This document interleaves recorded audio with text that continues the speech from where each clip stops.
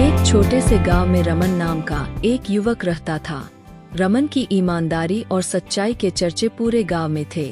उसका सबसे अच्छा दोस्त विजय था, जो बचपन से ही उसके साथ हर सुख दुख में खड़ा रहता था। विजय भी रमन पर पूरी तरह से विश्वास करता था।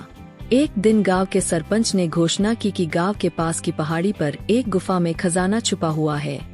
इस खबर ने पूरे गांव में हलचल मचा दी। रमन और विजय ने भी तय किया कि वे इस खजाने को ढूंढने की कोशिश करेंगे। रमन और विजय ने गुफा की ओर अपनी यात्रा शुरू की। गुफा तक पहुंचने के लिए उन्हें कई कठिनाइयों का सामना करना पड़ा, लेकिन उनकी दोस्ती और विश्वास ने उन्हें हर बाधा को पार करने में मदद की। आखिरकार वे गुफा के प्रवेश द्वार पर पहुंचे। गुफा के अंदर का दृश्य बहुत ही डरावना और रहस्यमयी था। अंधेरे में टॉर्च की रोशनी के सहारे वे धीरे धीरे अंदर बढ़े। अचानक रमन को एक पुराना नक्शा मिला, जिसमें खजाने की स्थिति दिखाई दे रही थी। विजय ने खुशी से कहा, हमने इसे पा लिया रमन, अब हमें जल्दी से खजाने तक पहुंचना चाहिए। जैसे जैसे वे नक्शे का पालन करते हुए आगे बढ़े, विजय की नीयत में बदलाव आने लगा। खजाने के लालच ने उसके मन में ईर्ष्या और स्वार्थ भर दिया।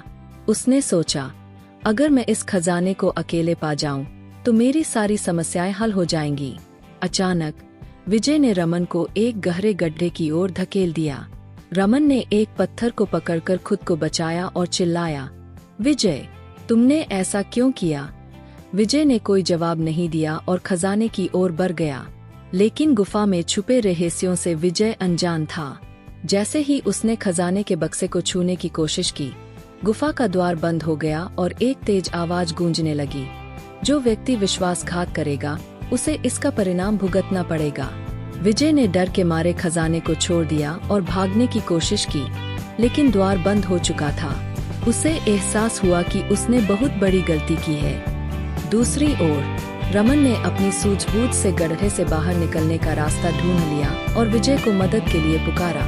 विजय की आंखों में पश्चाताप के आंसू थे। उसने रमन से माफी मांगी और कहा, मुझे माफ कर दो रमन, लालच ने मेरी आंखें अंधी कर दी थी। रमन ने विजय को माफ कर दिया और दोनों ने मिलकर गुफा से बाहर निकलने का रास्ता ढूंढा।